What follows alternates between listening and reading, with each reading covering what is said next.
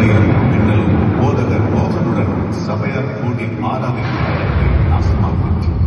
ஒய்எம்சிஏவில் மரத்தடி நிழலில் சபையாக ஆராதிக்கத் தொடங்கினார்கள்.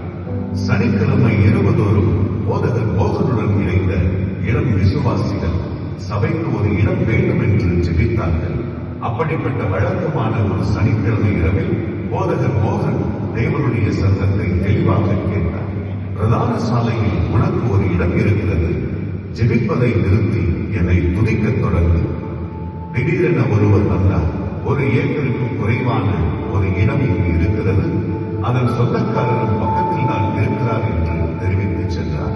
போதகர் மோகன் அந்த இடத்தை கேட்பதின் பேரில் அதன் சொந்தக்காரர் மனமு வந்து அதை சபைக்காக கொடுத்தார். சின்னமலையில் புதுவாழ்வு ஏஜி சபை உருவானது.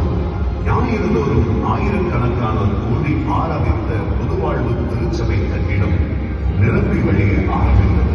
அறுவடைக்கு இடம் போதவில்லை.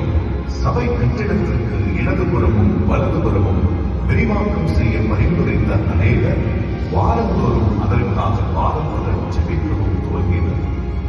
இந்நிலையில் 2001ஆம் ஆண்டில் ஒரு மாலை பொழுதில் போதகர் மோகன் சின்னமலை புதுவாழ்வு திருச்சபையின் மேல்தளத்தில் நின்று 2 கைகளையும் விரித்து ஜெபித்துக் கொண்டிருக்கையில் தேவன் அவரிடம் மிக தெளிவாக பேசினார். சென்னைக்கு தெற்கே உன் கண்களை ஏறெடுத்து பார் என்ற தேவ சத்தத்தை கேட்ட போதகர் அதை குறித்து ஜெபிக்க துவங்கினார். இத்தரிசனம் சபையார்கள் பகிர்ந்து கொள்ளப்பட்டது. 2002ஆம் ஆண்டில் இத்தரிசனத்தை நிறைவேற்றும் முதல் படியாக சபை கட்டிடத்திற்கு இடம் வாங்க திட்டமிடப்பட்டது. கட்டிடத்திற்கான நிலத்தை பலரிடமிருந்து வாங்க பிரயாசம் எடுக்கப்பட்ட அதே நேரத்தில் போராட்டங்களும் எதிர்ப்புகளும் மலைபோல் எழுந்தன. அப்படியாக 20 ஆண்டுகள் உருண்டோடின. தேவனுடைய நித்திய திட்டம் மாறவில்லை. இடைவிடாத ஜெபம் ஒருபோதும் குறையவில்லை. ஒருமனப்பட்ட தேவ ஜனங்கள் உதாரத்துவமாகவும் மனப்பூர்வமாகவும் இந்த வேலைக்கு கை கொடுத்தார்கள். கர்த்தர் அதை ஆசீர்வதித்து தடைகள் அனைத்தையும் மாற்றினார்.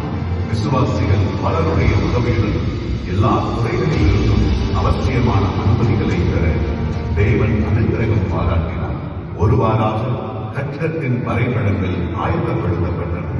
21 நீண்ட ஆண்டுகளுக்கு பிறகு 2022ஆம் ஆண்டில் கட்டுமான பணிகள் ஆரம்பிக்கப்பட்டது.